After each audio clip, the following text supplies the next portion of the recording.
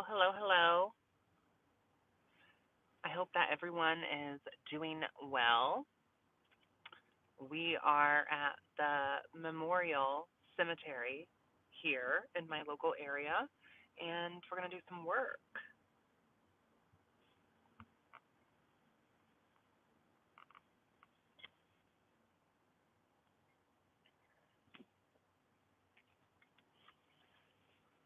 I wanted to show you guys kind of what I do in the cemetery and show you a little bit of familiar necromancy and how to socialize and make friends with the dead. So we're going to do that.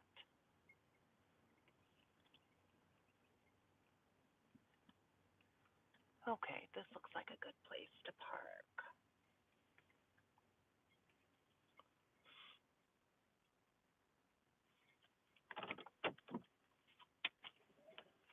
How is everybody doing today? I hope that you're doing well. I've just pulled up and parked here in my one of my local cemeteries. Hi, Jenny. Nice to see you.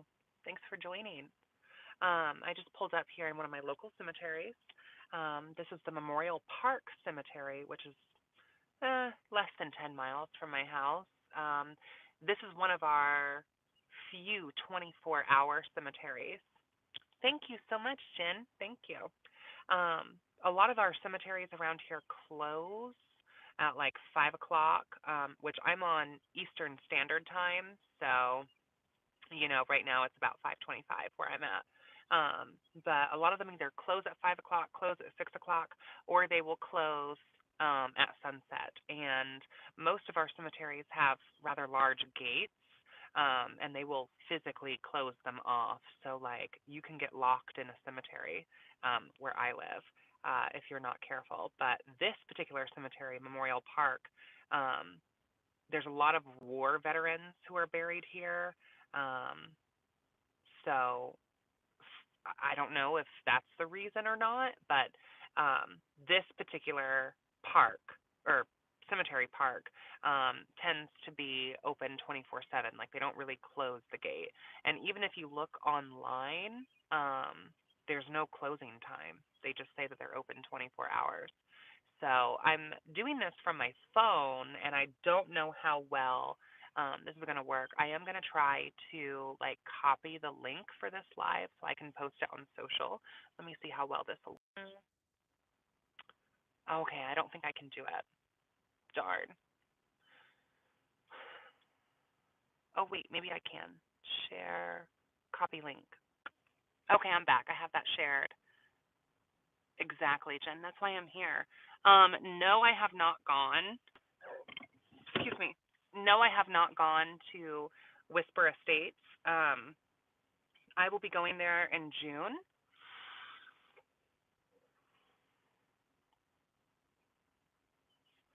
Can you guys see me okay? Can you hear me okay? Sorry, I was trying to share that live this live stream. Hi Stephanie. Can you guys hear me okay? I get a little bit of setting spray. I'm sure some of you are probably laughing. I'm sure some of you are probably like laughing because it's like, girl, you're worried about your makeup. Okay, awesome.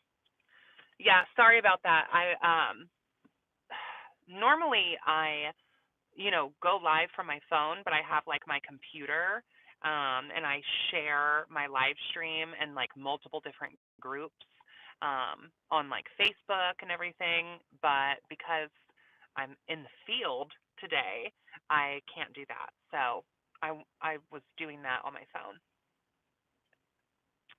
All right, Jen, have fun at the Botanica. So anyway, today what I am doing is like someone mentioned on here earlier, I am going to the Whisper Estates in June, and because I'm going to the Whisper, oh how lovely! There's two ravens that just pulled up next to me.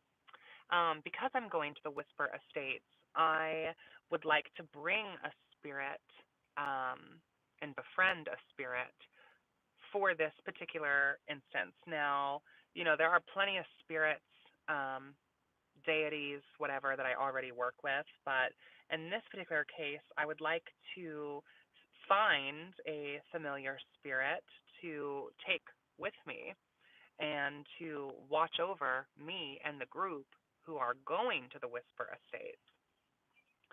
So, in a previous live that I did with my client slash student slash friend, Paige, who you guys saw in that live stream, um, I'm going with her and some other witches and non-witches to the Whispering Estates. If you don't know about the Whispering Estates, it's here in our state in Indiana, and it has quite a history. It's a pretty old home, and there's been lots of living and dead people in and out of the house. I think it was built in like the 1800s. Uh, I'm still doing my own research. I'm trying to remember kind of like what Paige told me about, but there's about, I think, 16 or 15 different spirits who inhabit the house. And the house is maintained actually by their uncle. And people will go to this house, and spend, $100, $200, $300 um, a night to go and visit this home. And I am very fortunate that I will be able to go see it um, for myself. I haven't heard much about it up until it was brought to my attention, but I'm a very big believer that, things happen for a reason, and I don't really believe in coincidences. So because this is being brought into my field at this time, I think that it is wise that I prepare myself as best I can. And one of the ways, um, is it like an Airbnb type of property? I don't think it's on Airbnb. There's like a private website that you book through, and I don't think most people are really spending the night there. From what I understand, like the house is fully furnished and like has air conditioning and all of that, and it's been very much like updated, but I don't think it's really like a Airbnb type situation. I don't think people like really like stay there per se. Um, so, what was I talking about? Oh yeah, okay. So one of the ways that I prepare myself to go do something like this is, yes, I have my ancestors. Yes, I have my guardians. Thank you, Stephanie. Yes, I have my ancestors. Yes, I have my guardians. For those of you who, have been on my channel for a while, you know that I lost my mother back in 2016, and my mother was my best friend. Um, so she is absolutely one of the strongest guardians and guides that I have on the other side of the veil. And I know that, my ancestors, my guardians, some people call them guardian angels. I don't really like that word. I just prefer guardians, are always watching over me, of course. But I am taking several living people, witches and non witches, men and women, with me on this trip. And I would be more than happy to bring some spirits along and invite some, you know, astral friends along on this trip as well. And the house, if you kind of do your research with it, you'll see that the house, there's about 16, like I said, 15 or so spirits, people who have died in this house and who occupy this space. And some of the bodies are actually buried on site at the house. Um, Also, it is my opinion as a witch that because this house is set up as a historical attraction, um, I feel like we're going to encounter a good deal of egregores in this space as well. Um, I feel like, when people go to a space like this, an egregore is essentially a spiritual entity, like a tulpa that's been created by people. So similar to a poltergeist, but a poltergeist is kind of like a spiritual jellyfish. So if you have a bunch of people in a space and they're emitting this energy or this frequency, over time, that energy kind of takes on a life of its own if it's not properly cleansed. And the owner, who is the uncle of my friend, client, student, specifically does not want this space to be cleansed. And I also think that he's like a parapsychologist and a college teacher, I think, teaches parapsychology, but he does not want this space to be spiritually cleansed because he wants it to be an attraction. He wants it to be a portal. Thank you, lady. Thank you. Welcome. Thank you. So he wants it to be an attraction, which I understand, and I'll be respectful. And we don't need to burn sage, palo santo, pine. We don't need to spray holy water, full moon water, any of that. There are ways to stay protected, and there are also ways to cleanse yourself or a space without banishing spirits. And a lot of these cleansing techniques are just that, cleansing techniques. You know, um, a lot of the things that you think might banish spirits are for cleansing. And cleansing and banishing is not the same thing at all. Cleansing is like spiritual soap and water. It's a way to get energy out of a space and to neutralize a space. Banishing is for specific entities, not necessarily energies. So if you have a spirit, be it malevolent or benevolent, that you are trying to rid from a space, that's actually banishing or exorcising, not cleansing. Cleansing has nothing to do with that. But a lot of people don't actually really do their research with it, and don't know. And they think that, waving around some white sage because they saw it in a movie before is going to get rid of a spirit. And that's not usually the case. If simple sage or basic cleansing items are removing spirits and exorcising spirits or demons or whatever verbology that you want to use, then they're probably not entities, they're probably energies, because cleansing is for energy, banishing is for entities. Thank you, Solavi.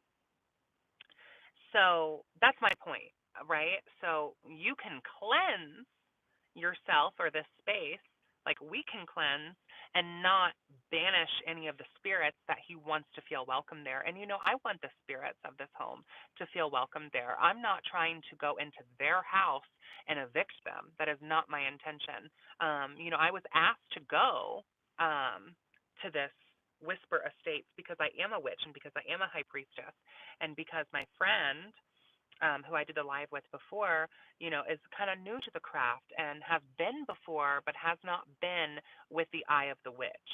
And they are practicing. They're a student of mine at the witch school. They've been a client of mine at the shop, and they invited me and they invited several other people from the coven. And some of the members of the Sower Court Coven will be attending. And then I also have some friends who will be going and some non witches as well. And for stuff like this, I think it's actually incredibly important to have a mix of energies between masculine and feminine energies, and also a mix between practicing magical people and non practicing people. Having a skeptic in the group, having a couple skeptics in the group, having a daredevil in the group, having a scaredy cat in the group, having a spiritualist in the group, having a medium in the group, having a psychic in the group, having a witch in the group, all of that is going to benefit the hive mind of the group. And every time you have a group, you create a hive mind, you create an egregore, no matter what, whether it's a magical group or not. So, anyway, let me get into what we're doing today here. Okay. I'm getting like notifications on my phone that I don't necessarily want to click on anything because I don't want to lose this live. So, for those of you just now tuning in, hello, welcome. My name is Jasmine. This is my YouTube channel. I'm a practicing witch and high priestess.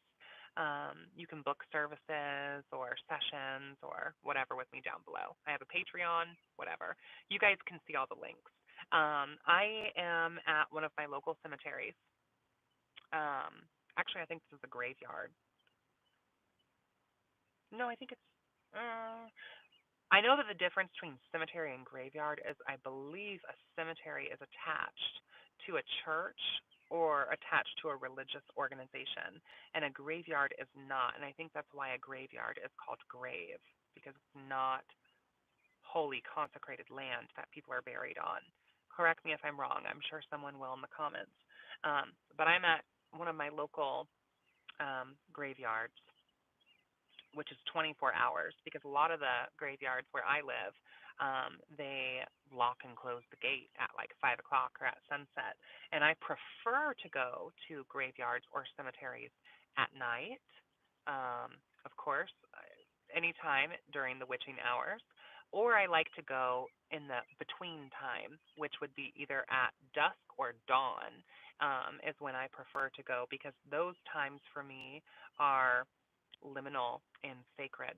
And I find I have more of a response and more activity.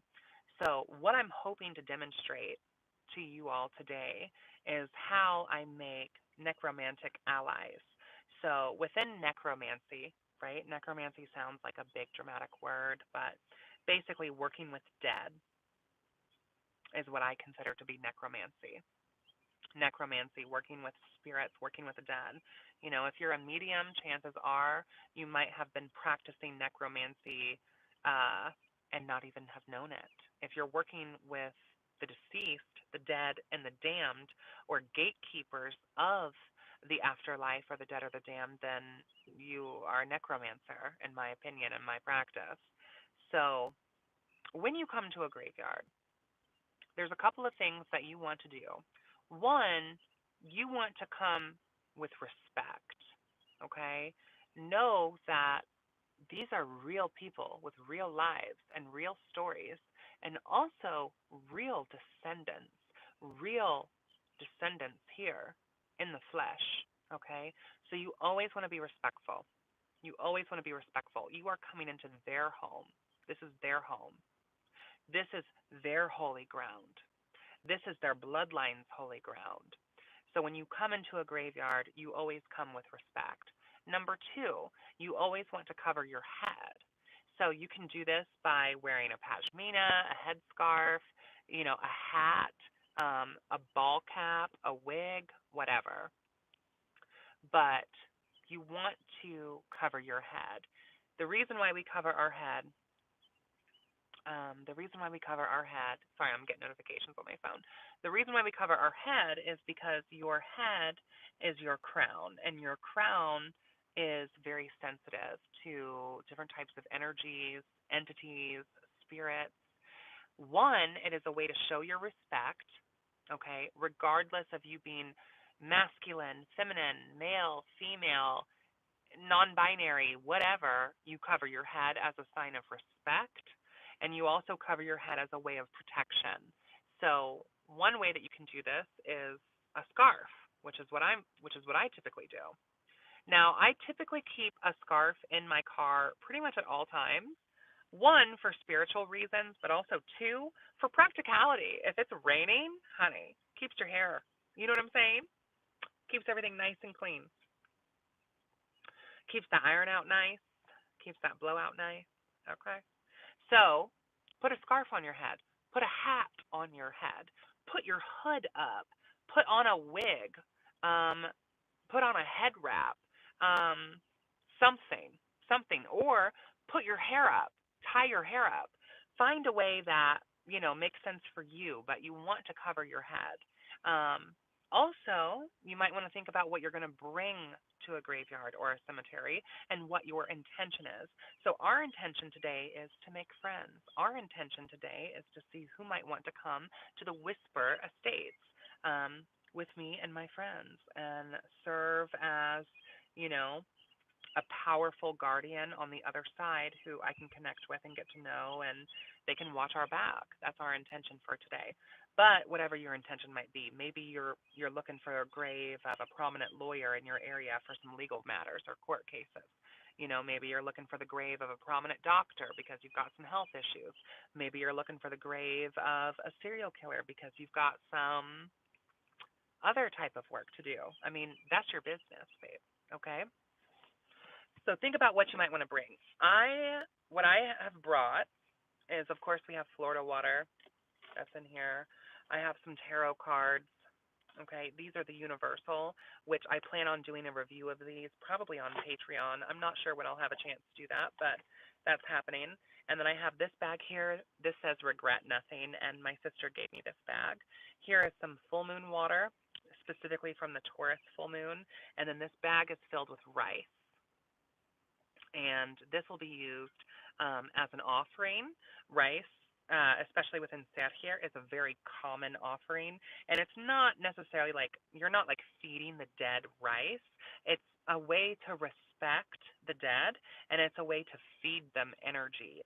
You're not literally feeding dead people rice, right? You're not feeding dead people rice. Rice is a sign of health. Rice is a sign of fullness. How do I want to say? Like rice will fill your belly. Rice will keep you alive. Rice is a sign of wealth. Rice is a sign of prosperity. So it's really more of an offering of the energy of the rice that we might lay across a grave to feed that spirit that sort of energy and to pay our respects. So, and then I also have, hi, thank you for joining. I also have this piece of chalk here as well, and the chalk is used for a grave etching. And then I also have this pamphlet with me, which has some black poster paper to make an etching with, because the idea is that we're going to make friends while we're here, and someone that I find is going to be willing to come to the Whispering Estates with me and work with my witchy self. One of these beloved dead are, going to connect with me, ideally. However, I also want to say that the dead are just like the living in the sense that you can call and call and call, and it doesn't mean that you're going to get an answer. So even though my intention today is to find someone, find a friend on the other side, even though that's my intention, that does not mean that that's going to be a guarantee.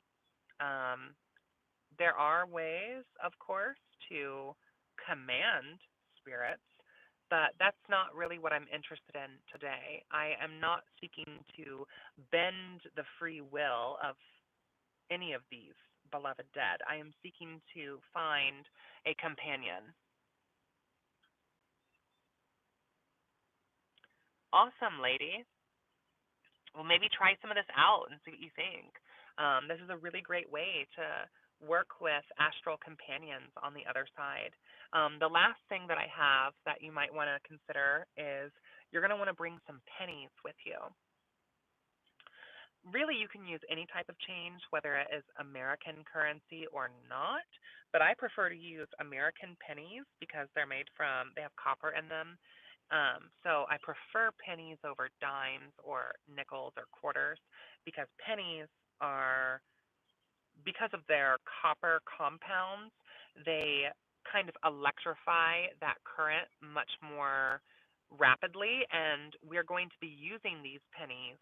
Um, we're going to be using these pennies as a way of dowsing as like a way of like discovering or finding. So yeah, we're going to be taking these pennies with us, and we're going to be throwing them and seeing where they land. And the pennies that land on a tombstone are people who are interested in working with us. And it might take me 20 minutes to find where the pennies landed. It might take me 5 minutes. We might have 3 different spirits who are willing to work with us, or we might have none. And if we have none, then we have none. That happens. You don't necessarily, I don't know, it's tough because yes, you can command spirits. You can bend free will to an extent. but it's an ethical thing of should you. And for me, that's not what I'm interested in doing today. Today, that's not what I'm interested in doing. Okay? I'm not saying I've never done it. I'm not saying I would never do it, but that's not why I'm here today. Today, I am genuinely interested in making friends with some of our beloved dead. Genuinely. Also, for those of you who are from my Patreon, I've still been, really working on quitting smoking. So I have this vape here that I will likely be hitting, which this is a 0% nicotine vape. Okay, so there's no nicotine in there, no nicotine. But yes, I will be smoking that. And then another thing that I like to bring, I forgot to mention this earlier, is alcohol is a very popular offering in many different spiritual traditions. So normally I bring like little shooter bottles, but I don't have those today. So I brought some of these hard seltzer Smirnoff drinks from my home, and I'll be making an offering of that. Now, the offerings of rice and of seltzer, hard seltzer, will be made for the people who are willing to work with me after we do a tarot pull. But, but, um, I also want to encourage you all to think about the placekeeper. So, talking about egregores, talking about how places, as an animist, how places create energy. Graveyards, cemeteries, all of that, they have a keeper. And this keeper is not mortal. This keeper is not of the physical world. It's a keeper of the land, a keeper of the dead and the damned, a keeper of the space. So people have called the keeper, whether they call them, her, him, it, whatever genders you want to use. In my opinion, they're very androgynous. They don't typically have masculine or feminine energy, but some people have perceived them as more male or female. But they are crypt keepers. A crypt keeper over a cemetery, a crypt keeper over a graveyard is an energy that keeps the energy in and pushes energy out. So not to be like super like uh profane or ridiculous, but like a sphincter pushes things up and pushes things out. That's kind of like what a crypt keeper spirit is within a cemetery. So it's in your best interest to also leave offerings for the crypt keeper, in order to build a good relationship, especially if you're going to be a frequent flyer in a specific cemetery or graveyard. Because they will watch your back. And if you're ever concerned about coming to a cemetery or graveyard, building a good relationship with the crypt keeper is a good way of ensuring that nothing follows you home, that nothing attaches to you, and it's another form of protection. And also, building a good relationship with that crypt keeper can also help you in astral travels if you decide to revisit this graveyard or this cemetery, not in the physical, but in the astral through astral projection or lucid dreaming. So, yes. Um, I hope that's helped. I hope I've explained myself thoroughly enough. I need a little bit of chapstick. Oh, I just lost that comment. Let me see.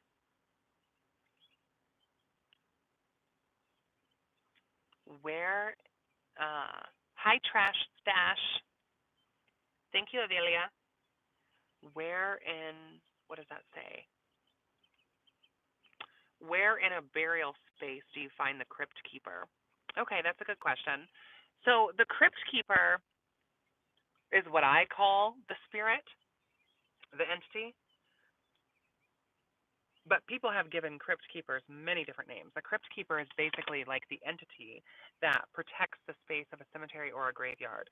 So typically they wander the space. There's not one designated space where they are. They kind of are, think of them as kind of almost like mall cops. They kind of patrol the space and they make sure that things are in accordance um, with the laws of the space, the universe, whatever. laws beyond our comprehension. They were never living mortals. They were never in the flesh. They're not quite cryptids, but egregores that have been created by the beloved dead themselves, by their families, by their descendants, because people come here in reverence, people come here in mourning, and that energy manifests as a protector spirit. Have you ever captured a crypt keeper on a photograph? I have not. I think that it would be hard to because, for one, they're not physical beings, they're astral beings. So I don't know if they would really even show up per se on a photograph. And for two, each space is going to have its own crypt keeper. So how one crypt keeper might look or appear is not the same as another. So at this particular graveyard, the crypt keeper here is not going to behave, act, think, or look or feel anything like the crypt keeper in a graveyard near you because they're egregores. So they're created entities by the living and the dead who frequent the space. So kind of like a poltergeist, but with its own sense of energy.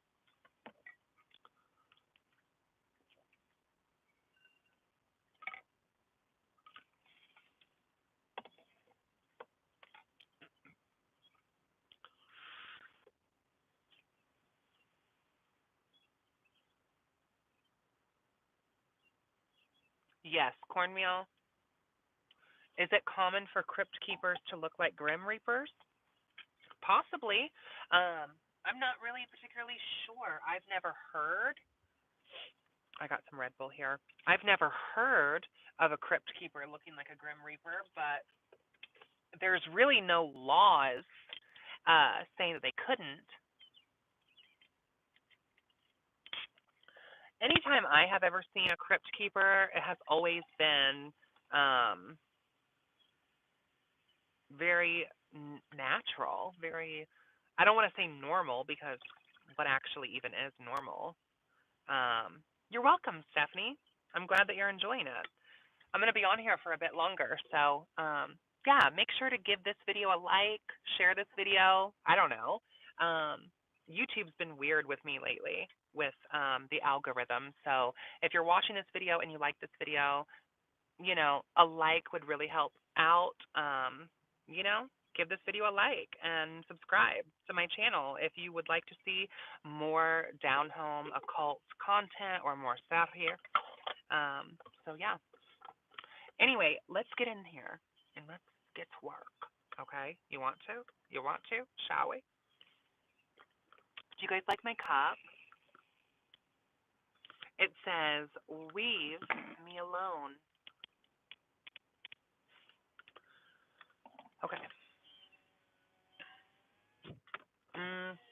Actually, let me hit this a couple times. So.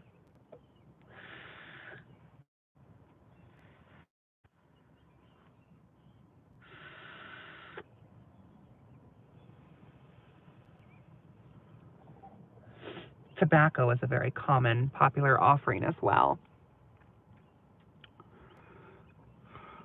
You tend to see a lot of grim reapers at cemeteries. Well, depending on what cemetery or graveyard, maybe that's what the crypt keeper looks like there. Centennials. Oh, that's a really good word too, lady. Centennials. Yeah, because they're gatekeepers. You know what I mean? Hi from Australia. That's awesome. Thank you for joining. What time is it there? Yes, I love tumblers too. Thank you for sharing.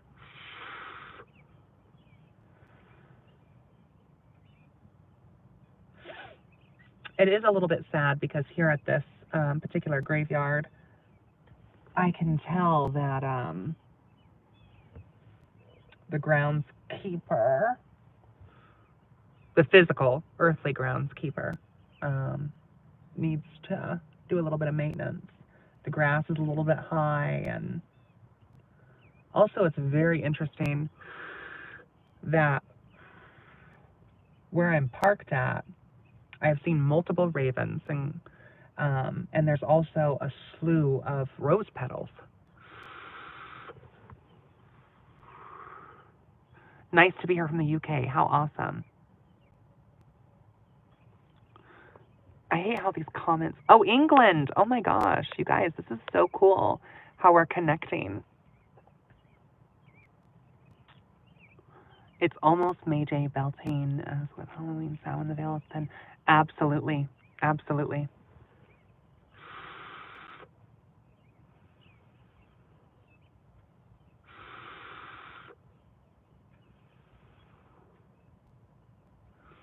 I'm going to try to share this one more time, you guys.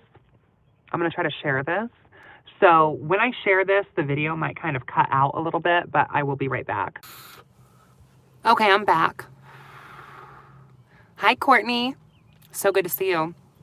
I've talked a lot about graveyard etiquette, cemetery etiquette, some necromancy, common do's and don'ts, things to bring and not to bring, why I'm here today. I'm not going to go over all of that again, as I've already been on here for 35 minutes. So I wanted to just get into the work, okay? And I'm going to take you guys with me.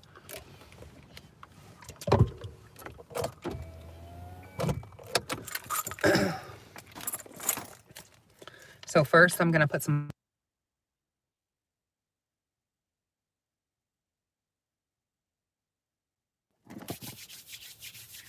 Say my prayers.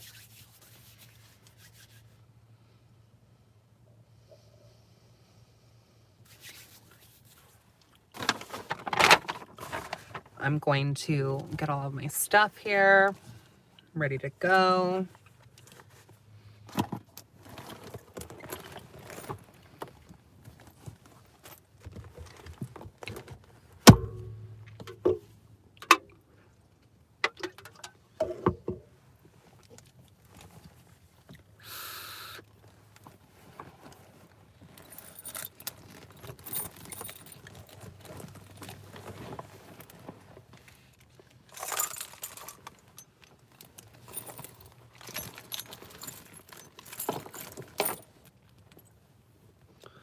Do I have my pennies? Yes, I do. Okay. Are you guys ready? Let's go.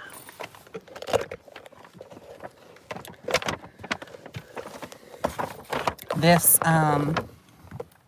the phone angle is about to be probably real ugly and real shaky, so I'm just going to warn you now. Okay? I apologize in advance.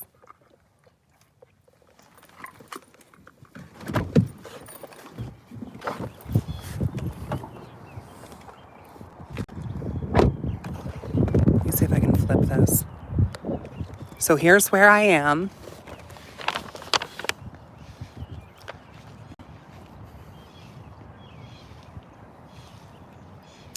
And you do want to be respectful and avoid stepping directly, on people's graves.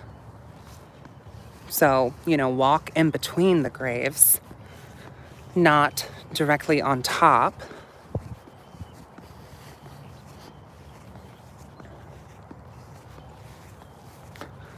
And, once you've done the steps that I mentioned earlier, you're going to just find a place in the graveyard that, you feel like really calls to you.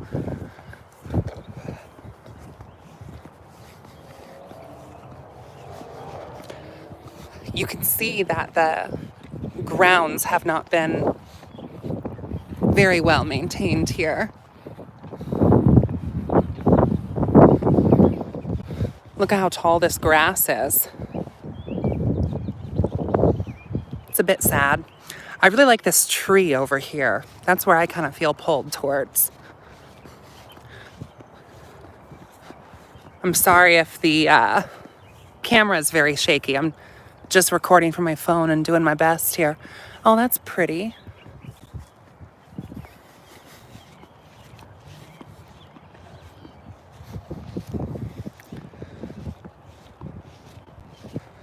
So what is this tree?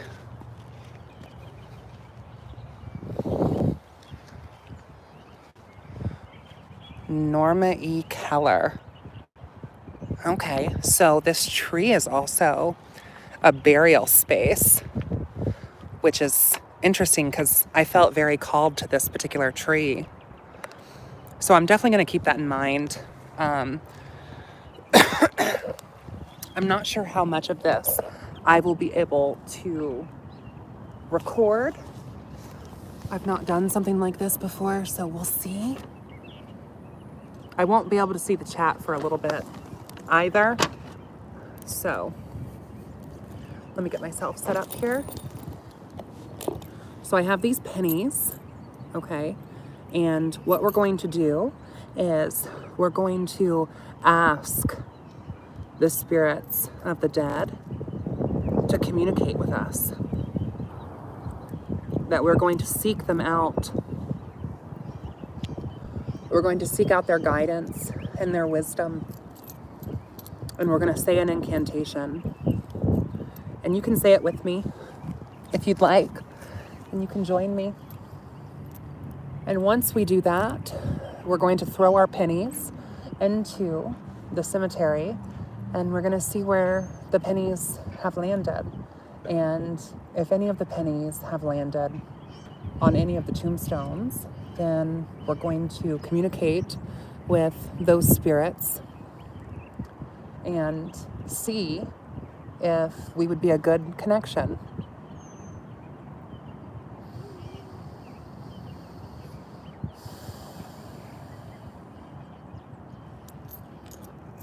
I'm going to start by pouring a little bit of libation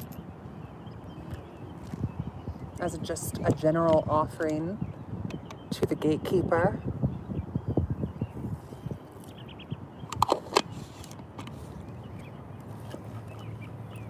And I'm going to offer some rice as a sign of good health and prosperity, richness and fullness.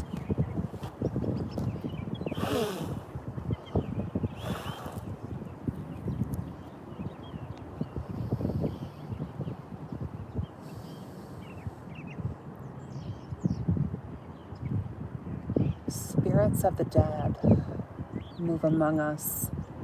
Be guided by the light of this world and visit upon us. Create a bridge. My heart seeks yours. Listen to my voice and hear my call. Spirits of the dead, move among us. Be guided by the light of this world and visit upon us and move among us and visit upon us and move among us.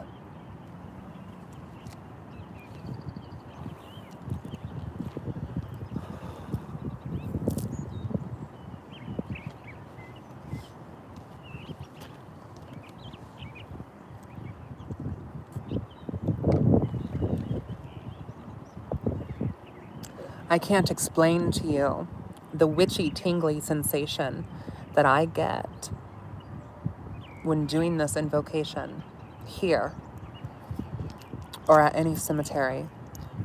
I can't explain to you the echoes that I hear. It's something that you have to witness yourself. So we're going to take our pennies. We're going to cast them. And it might take me 20 minutes to see where these pennies have landed.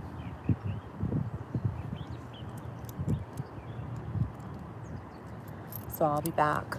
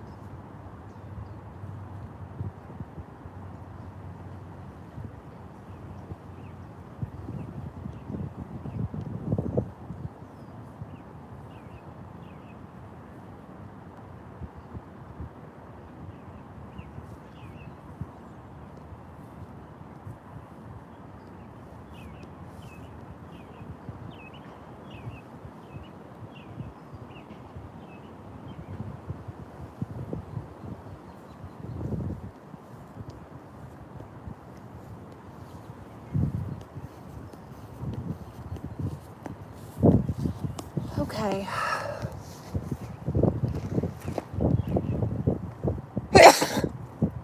Excuse me, I'm back. I've only found one penny.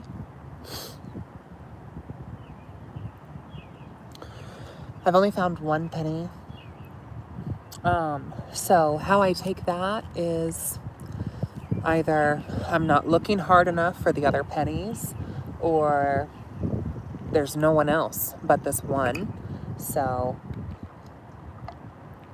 I will say that I feel very drawn to this tree, which has Norma E. Keller on the tree, which I didn't know that this tree was a burial tree. It's kind of, let me see if I can show you guys this.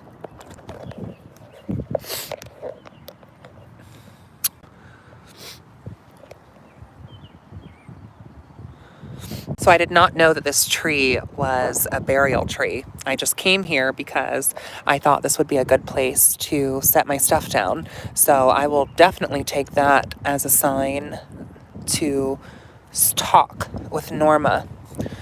I'm trying to get the dates pulled up here. Doesn't look like this grave has been very well maintained. I'm so sorry, Norma. At the very least, I can help maintain your grave today and wash your grave for you today, Norma.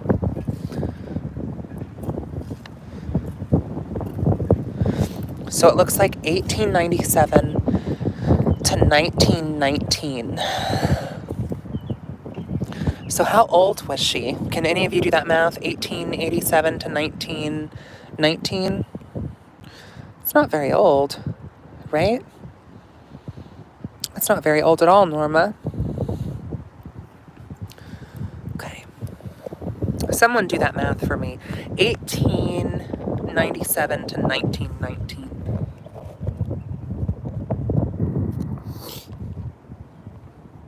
I'm going to tuck this penny back in here for now. 32 years. Thank you, Solivy. So I'm going to take some of this Florida water and I'm going to clean her grave with it.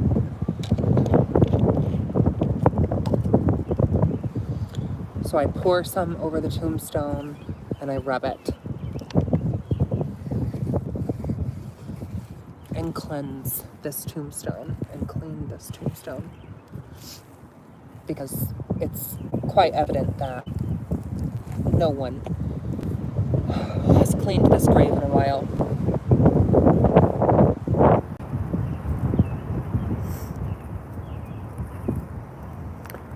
Norma E. Kyler, last name Kyler. It's interesting because we also have this large piece of metal, which was under the grass. It says 168392 on it here. It's by her tombstone, so I'm going to leave it there. But I'm going to pull out some cards now, and we're going to talk to Norma.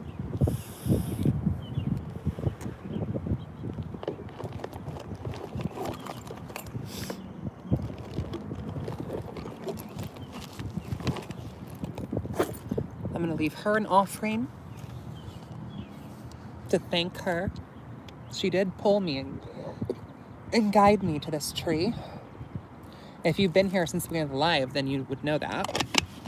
I was looking for a spot to be in this particular tree. It just called me. So I feel like, in a way, that's kind of like Norma's energy, where they would be very much a dowsing rod. I'm going to offer some of this rice to Norma. And how interesting. We have several witch balls here by Norma's tomb as well. Matter of fact, I think they're coming from this tree. There's a ton, you guys, let me show you this. There's a ton of these witch balls by Norma's grave. See, there's Norma. I cleaned off her grave, wiped it down with Florida water, offered her her rice. This is the item, if any of you guys know what this is, that was under the grass. And then here's all the witch balls that are here. So I feel good about this, but I want to pull cards to communicate as a sign as well. I always think that it's good to, trust your intuition and trust your vibes. Oh, it's a little bit windy. I think we're about due for a storm. Trust your intuition, trust your vibes, but also double check with another form of divination as well. So we're going to pull some cards. I am going to be using the Professional Edition Universal Tarot. And yeah, let's talk to Norma.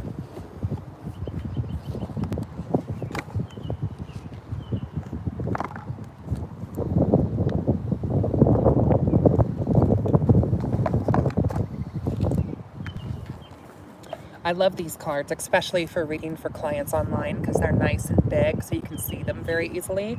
And I love this Aramaic-esque witch's design on the back. It's gorgeous.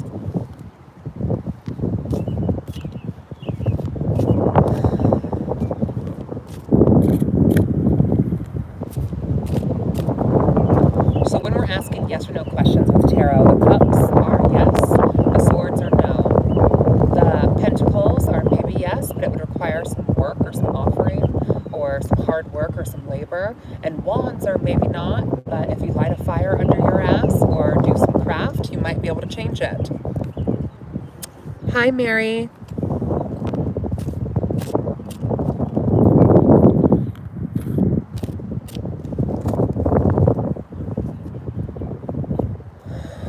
Norma E. Kyler. Norma E. Kyler. Norma E. Kyler. Norma E. Kyler. Let me get an overall card. 10 of Pentacles. A fruitful harvest is the overall card that I have for Norma. Norma, can you hear me right now? Were you calling me from the graveyard? Were you bringing me here to this tree?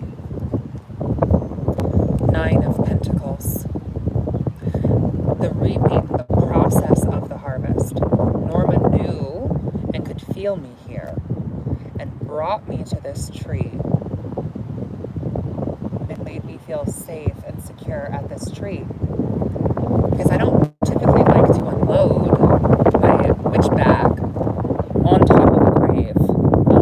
I like to find a neutral space. And at first I thought that this tree was a neutral space until I pulled up and I realized that this was a memorial tree. And Norma's tree is quite large. Let me show you. This is Norma's tree.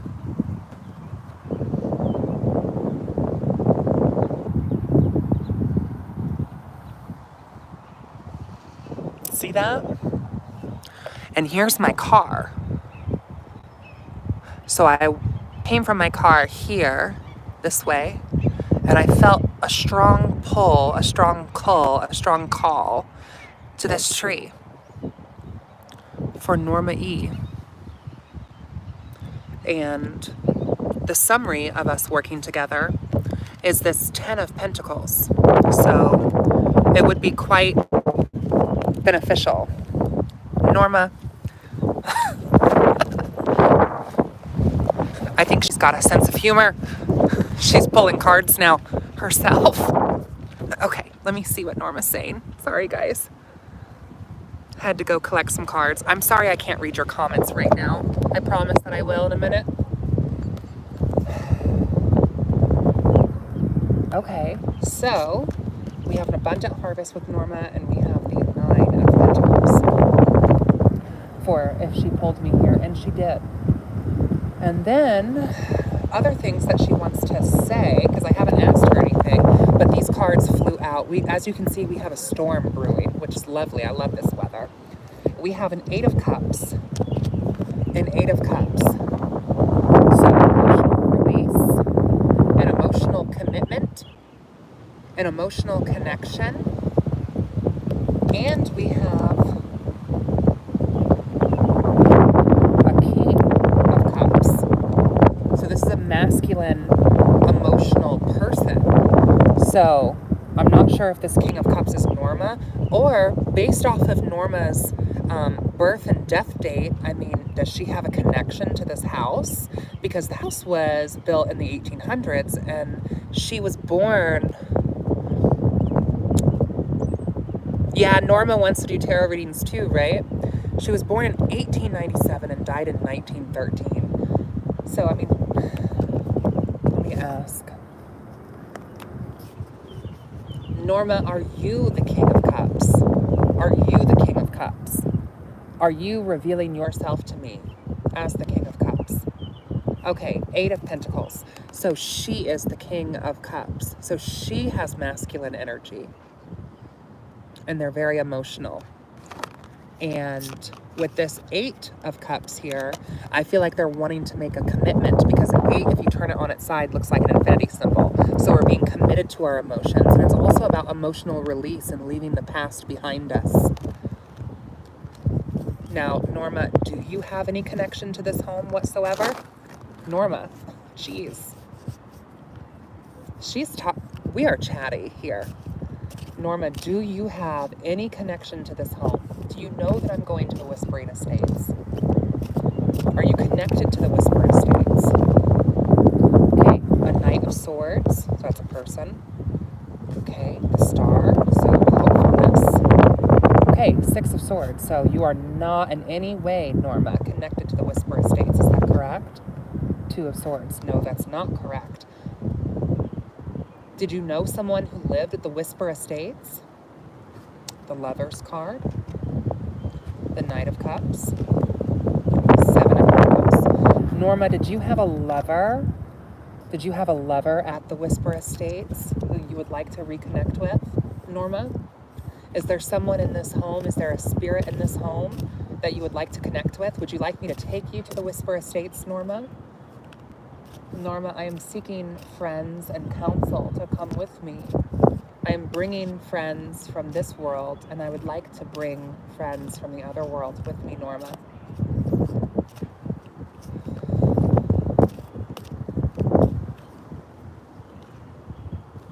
Nine of Wands, so maybe not without some hard work, huh, Norma? So you would be willing to go, but you want me to do something for you, is that correct? 9 of Cups, hell yes, okay. Norma, what would you like me to do for you? I mean, I brought stuff to make a cast with, and I could do some candle work. Would you like me to do that? Emperor. Empress. 5 of Swords, no, that's not what you want? Okay. Would you like me to clean your tombstone more? Would you like me to clean it more today and then maybe come back after the next cycle, maybe around summer solstice, and clean it again and maybe bring you some offerings again, Norma?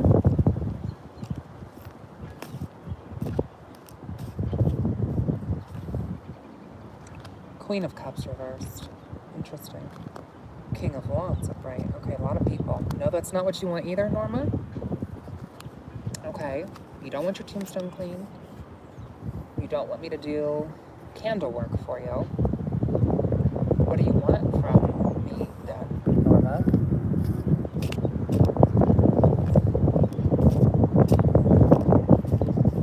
What do you want, Norma? The Chariot. You want movement. You want progress. Well, I'm willing to take you, Norma, to the Whispering Estates with me. Absolutely. I'm willing to give you this. Are you saying that you want to move on? Like, what do you mean, Chariot? Like, forward progression? Like, I can take you places. Absolutely. Do you want me to bring you on? Are you interested in riding my chariot with me? Like, you want to go places with me? Hierophant, divine structure and order. 10 of Wands. You're not interested in that. Well, Norma, what do you want, babe? What do you want? You're saying 10 of Wands here, so you're talking about it being a bit of a burden. So you don't want to travel with me, or you do? Like, you do. We have an Ace of Wands, but it's going to require some work. Some work from what? What do you need me to do for you, Norma? Queen of Wands. Okay. So do you want me to be the Queen of Wands? Do you need me to bring you a Queen of Wands? Do I need to think about this as a Queen of Wands, Norma?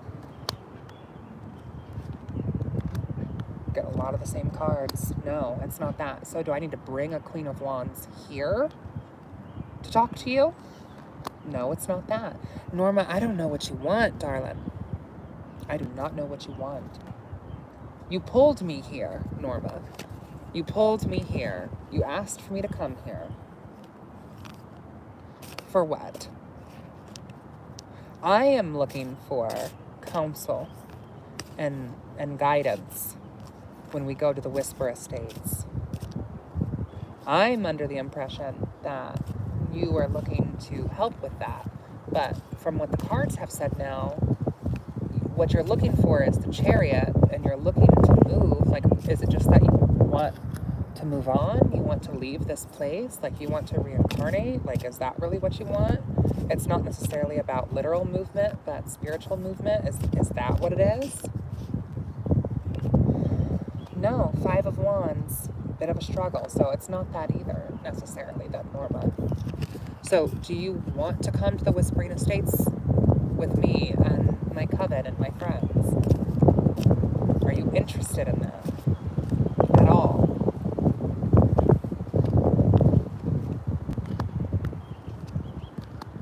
We're getting a lot of major arcanas. The High Priestess, trusting your intuition. The Emperor, Divine Masculine. The Empress, Divine Feminine. And you told me that you did know someone, and we had the Lover's card come up for you from this house. So I feel like there's, like, hesitation, almost, because you know where I'm going, and you're not sure if that's where you want to go. Okay, Ace of Wands again coming up. So you're down to go. You're down to go, but it's going to require some work. Is this work on your part? Okay. That makes more sense. So it's nothing that I need to be doing necessarily then, Norma. It's work on your part. Are you going to be ready come June? Because that's when we're leaving. And I'd be happy to come back and consecrate an item, clean your grave, leave you some offerings. You know what I mean? I mean, are you going to be ready, Norma, to go?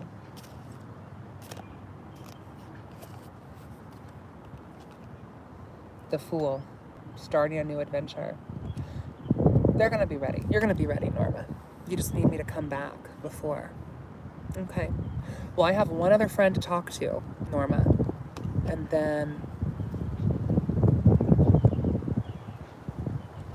yeah, I thought she wanted something brought to her as well.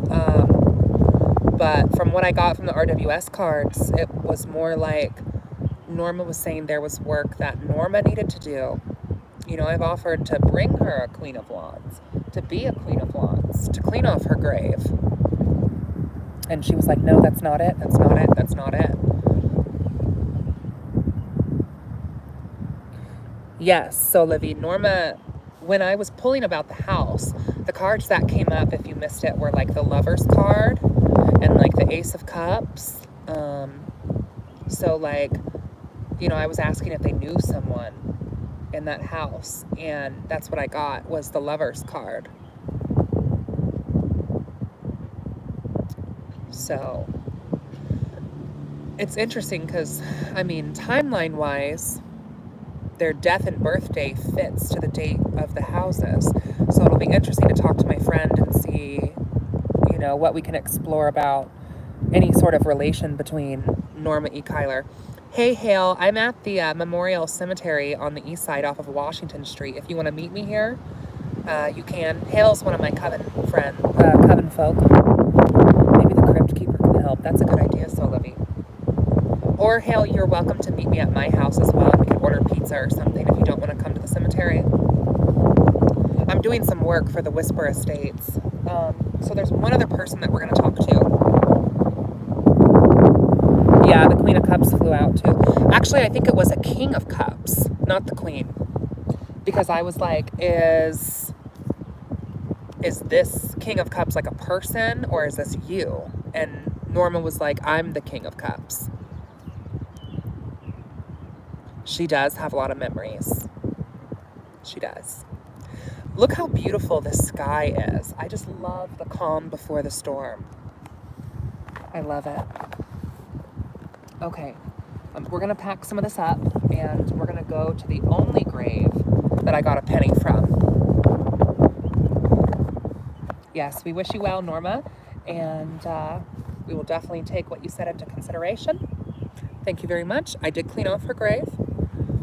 I did.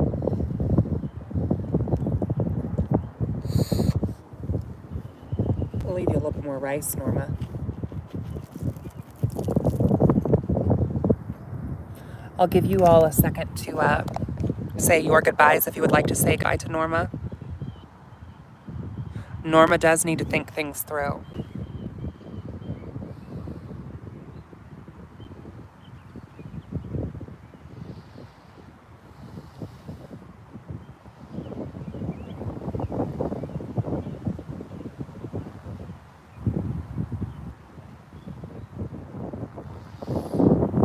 Thank you. Thank you. Also, if anyone can tell me what this is, this was under the grass, kind of, by her grave. Yeah, Mary, birdseed can definitely be an offering. I'm just curious what that metal pole is. Like, I wonder if that was a grave marker that was used at one point in time. Because this is, I think, one of the older graves in this cemetery. So, okay, let me show you guys the other one that was here. And this is the only other penny that I got. I just feel like I just saw the crypt keeper out of the corner of my eye. I just saw like a large, like a black mass out of like the corner of my eye. A plot marker, that's what I was thinking. Yeah. It was like a large black mass. Couldn't really make out much, but I just felt the rush of energy of like just kind of being like, checking me out, you know? I mean, I have been here for over an hour, so. Okay, let's go to the other grave.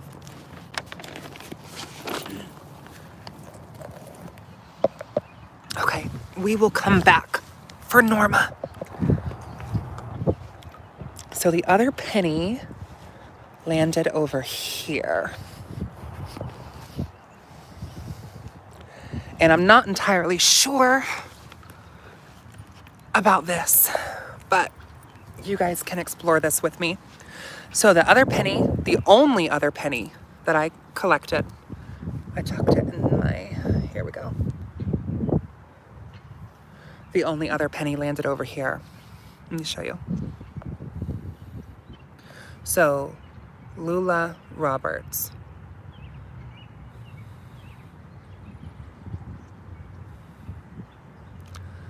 (1902) to 1920. This is the only other penny that I was able to find. So when we did that, we threw the pennies out, and one of them was right here. So I will let her keep this penny as an offering. And I will say that sometimes when we do this ceremony, it's hard to find the pennies, especially if the grounds aren't well manicured like they are today. 1902 to 1920, so that would make her like, what, 18? She's 18 years old. And I believe her name is Lula Roberts, or their name. 18 years old, you guys. Oh, that is so sad. So tragic, right? I mean, 32 is young. 32 is young. 18 is way too young.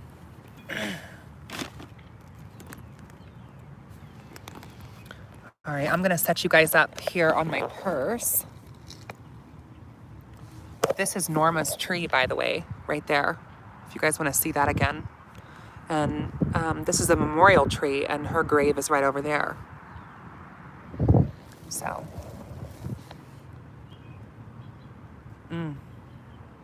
I'm just feeling like a rush of just sorrow and like sadness sitting at Lula's grave. So we're gonna pour her a little bit of libation.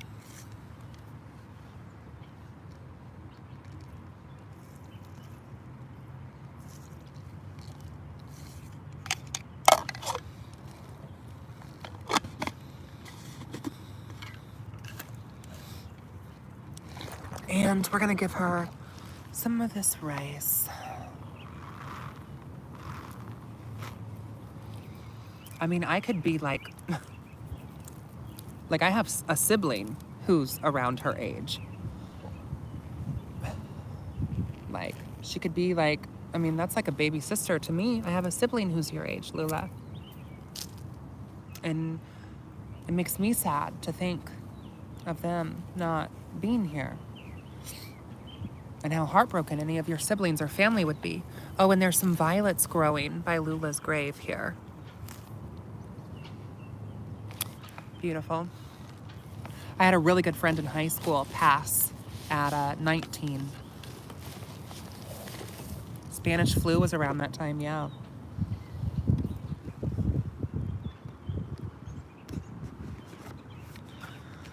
All right, Lula.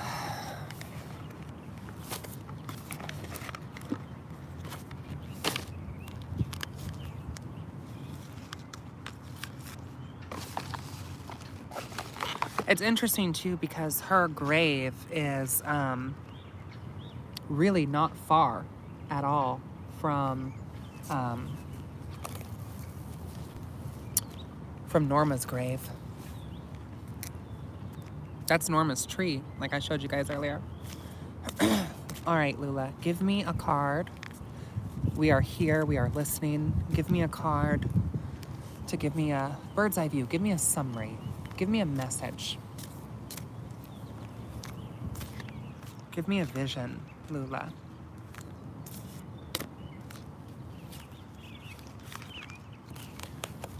Three of Swords.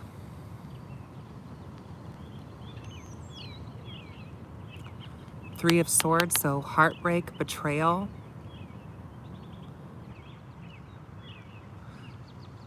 Avila, you're right. They did, yeah. Our main message is heartbreak and betrayal, backstabbing and lying with this Three of Swords. Is that how you were feeling before you passed, Lula? Do you feel like someone betrayed you or something betrayed you? The Devil, temptation. Temptation. Being bound in shackles is what this represents in RWS. You're betrayed, you're in chains or shackles. Like, are you saying like literal shackles or figurative? Are these literal chains and shackles that you were in, like being tied down to a hospital bed or something? No, Four of Swords, it's not that. The swords say no.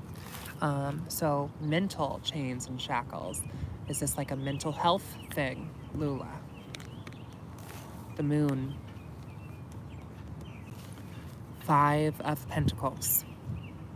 Psychological, yeah. The Pentacles say most likely yes, that your chains and shackles were psychological. Lula, did you hurt yourself? No.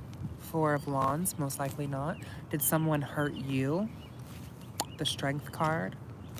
The Ten of Swords. It wasn't somebody else either. Okay.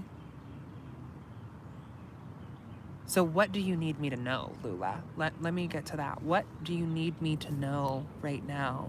Why did you hear my song? Why did you hear my beckoning? See how the sun is coming out now? Two of Swords, being at a crossroads. This is what she's saying to me, a Two of Swords, being at a crossroads.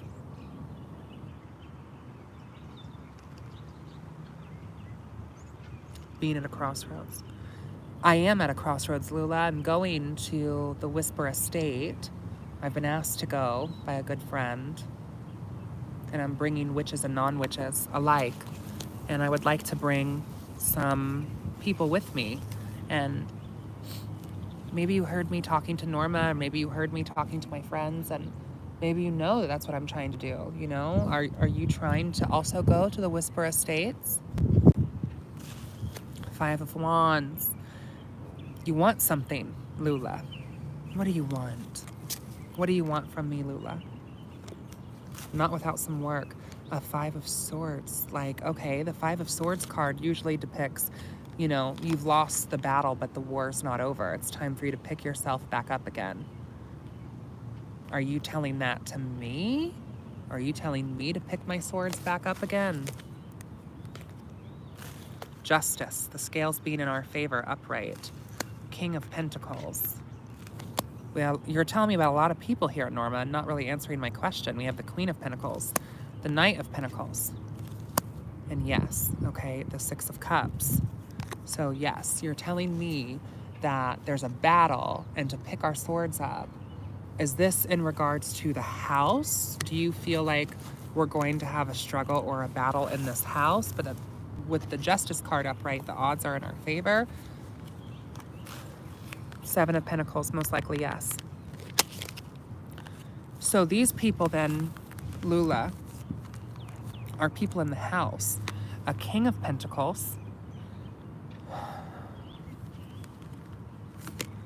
a Queen of Pentacles, and a Knight of Pentacles, which makes sense because I know that there are several families who have lived in this house. So to have almost an entire suit would make sense, but you're saying that with the Justice card upright, the scales will be in our favor, is what you're telling me.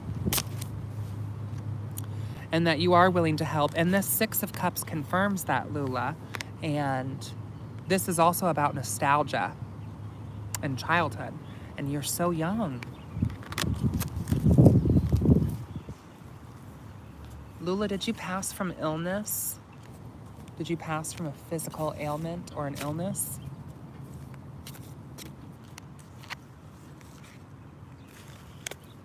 Most likely not. Lula, did someone...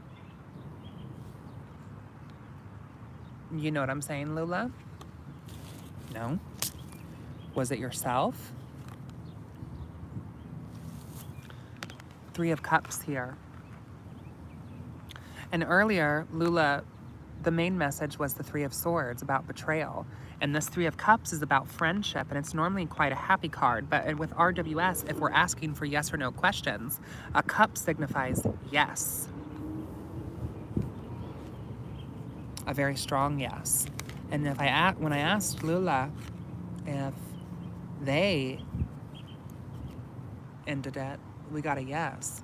So 18 years old, that really hits home with me, Lula, because one of my really good friends from high school really struggled with their mental health, and they unfortunately passed away from a complication from an attempt, from a suicide attempt. And they were 19 years old.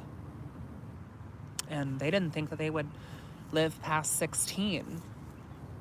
And they made it to 19. And they were doing better, but they passed from a complication. So I've known several people who have passed from mental health issues that were not taken care of or recognized. So your friends betrayed you, or people betrayed you. This Three of Cups, it's like a celebration also. So like people betrayed you or made you feel less than. And I'm so sorry.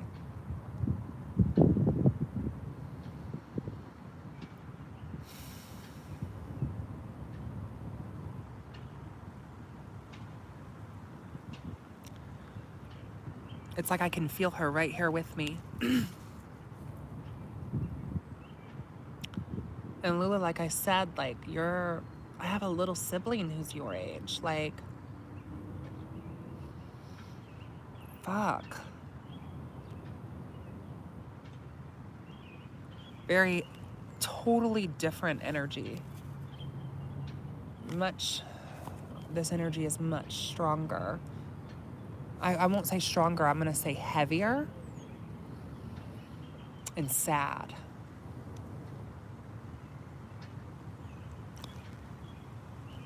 And you want to come to the Whispering Estates for what, Lula? The sun? It'll bring you like happiness. It'll bring you bliss, innocence.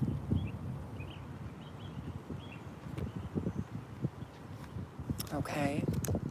It would make you happy to go. And if I take you, what does that look like, Lula? Really?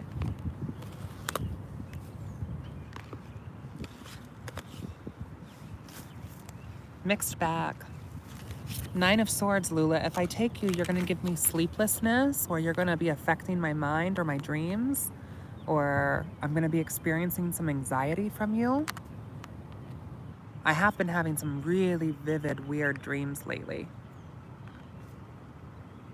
And if this is going to make you happy, and if taking you with me, and the cost of that is you visiting me at night and maybe bothering me,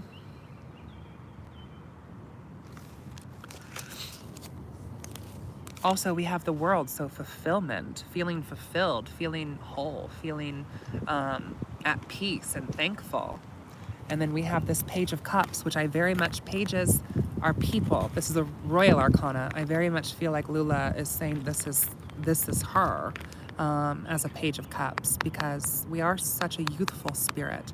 And pages are very young. They're like an apprentice. It's a new relationship.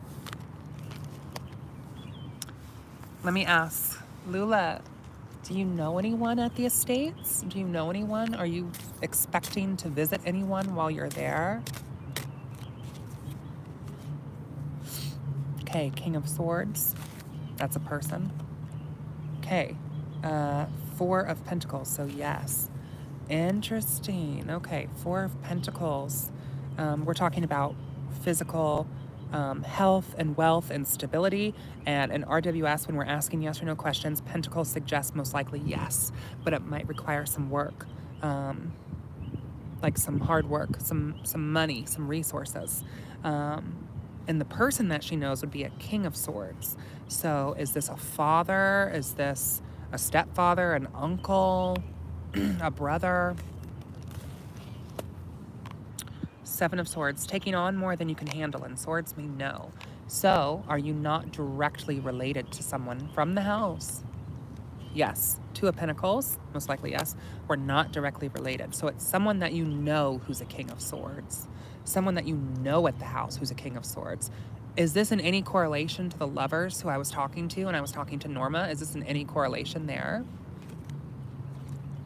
You guys, Ace of Pentacles.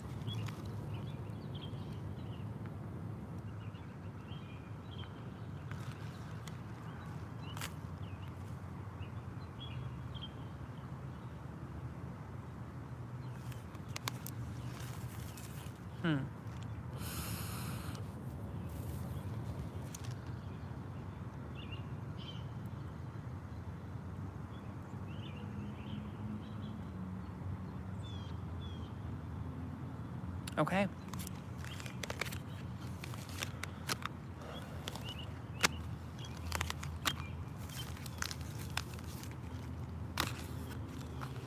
Very interesting. So there's some correlation here between Lula and Norma then.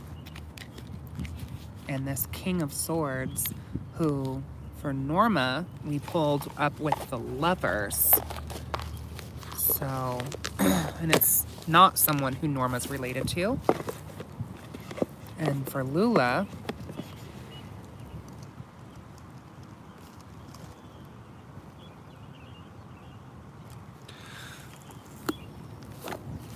Okay, we're gonna take an etching of the grave. So we're gonna take this paper here. Lula, I'm gonna move this penny for a second so I can take an etching. So basically you take the paper, okay, and then we're gonna take some chalk.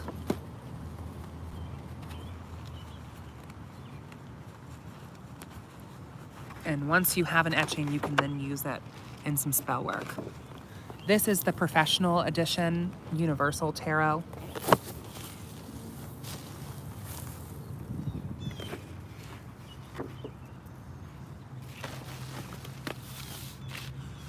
You guys, this is literally the perfect size as well. I wasn't sure if I made a big enough piece or not, but look, it fits perfectly. Okay, so you're gonna lay this over the grave, and then you're going to etch it.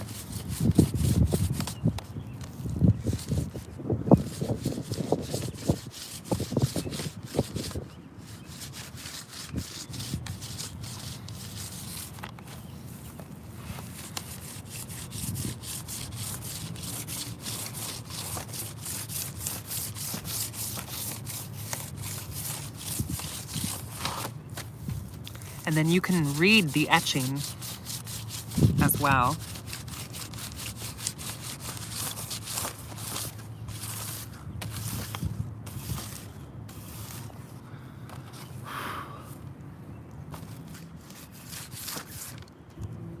Okay. So an etching should look something like this, okay? Then we're gonna take it.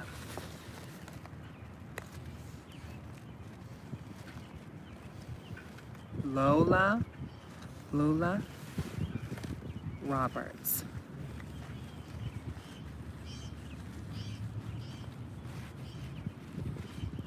(1902 to 1920).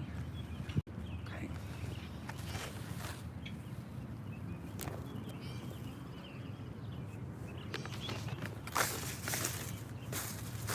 Well, thank you all for joining me.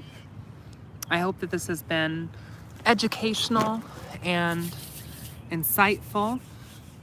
I'm gonna pack up all my stuff here now. AJ, I'm a left-hand path. I mean, really, I'm ambidextrous, so you can get either of these hands, but I would identify more with the left than the right if I had to pick a side.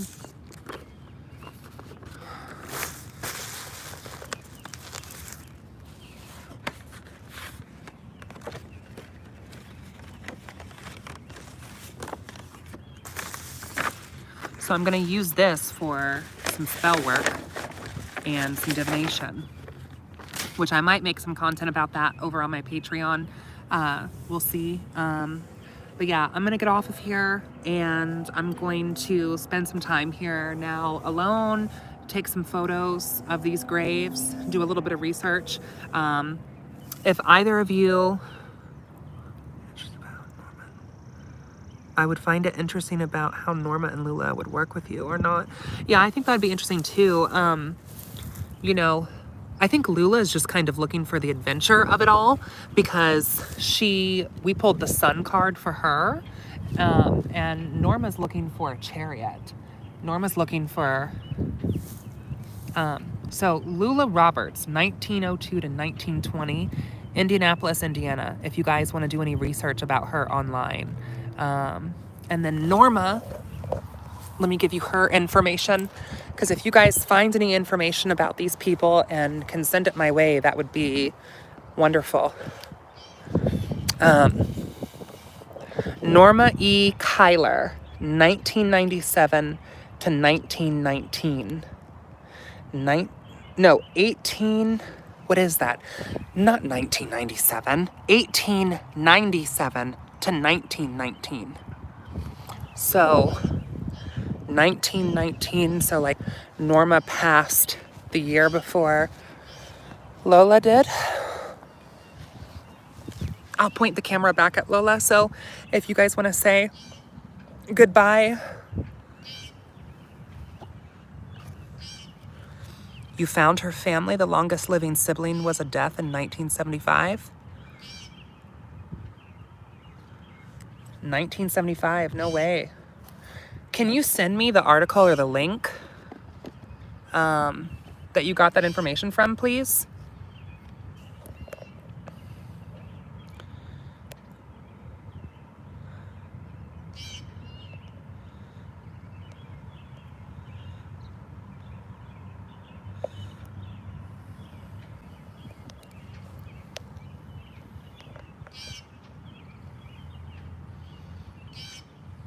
Thank you. You guys can find me on Instagram or on Facebook as Jasmine, Jasmyne, Ambrosia, Ambrosia. So any information that you can give me about these people, I would appreciate. About Norma or Lula.